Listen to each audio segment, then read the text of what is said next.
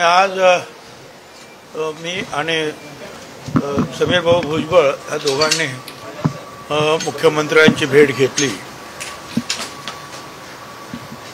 त्यांच्याबरोबर जे आहे अनेक गोष्टीची चर्चा झाली. सामाजिक आहेत, राजकीय आहेत,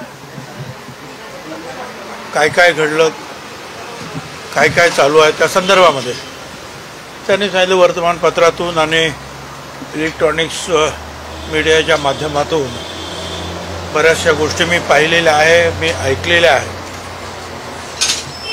आणि चर्चेनंतर त्यांनी मला सांगितलं की हे आपण मान्यच करायला पाहिजे की ह्या वेळेला हा जो महाविजय आपल्याला मिळालेला आहे महायुतीला, याच्या मागं जे आहे ओबीसीचं आपल्याला जे पाठबळ मोठ्या प्रमाणावर लाभलं त्याचा सुद्धा मोठा वाटा आहे. इतर गोष्टींचा वाटा आहेच, पण ओबीसीनी विशेषतः या वेळेला आपल्या महायुतीला जो आशीर्वाद दिला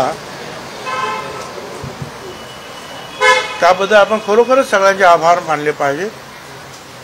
आणि हे लक्षात घेऊन कुठल्याही परिस्थितीमध्ये ओबीसीचं नुकसान होणार नाही याची काळजी मला सुद्धा खूप आहे.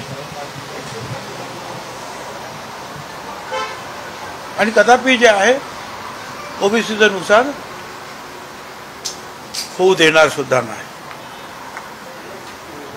पण आता जे काही सुरू आहे साधारणपणे राज्यामध्ये, आता पुढचे 5-6 दिवस आपल्याला कल्पना आहे की मुलांना शाळा कॉलेजला सुट्ट्या पडलेल्या आहेत आणि एक वेगळं वातावरण आहे.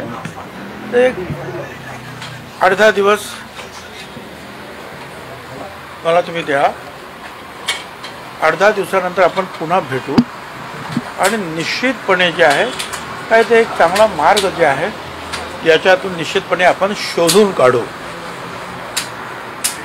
आणि माझी आपल्याला विनंती आहे,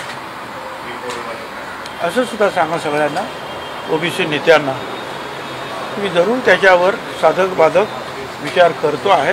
हा सुद्धा निरोप जो आहे ओबीसी आणि त्यांच्या ओबीसींना सपोर्ट करणारे सर्व जे काही घटक आहेत त्या सगळ्यांना सांगा की आपण थोडं शांततेनं घेऊया आणि एक 10-12 दिवसामध्ये आपल्याला जेवढं काही चांगलं काही करता येईल, काही मार्ग काढता येईल त्याबद्दल सखोल चर्चा आपण करू.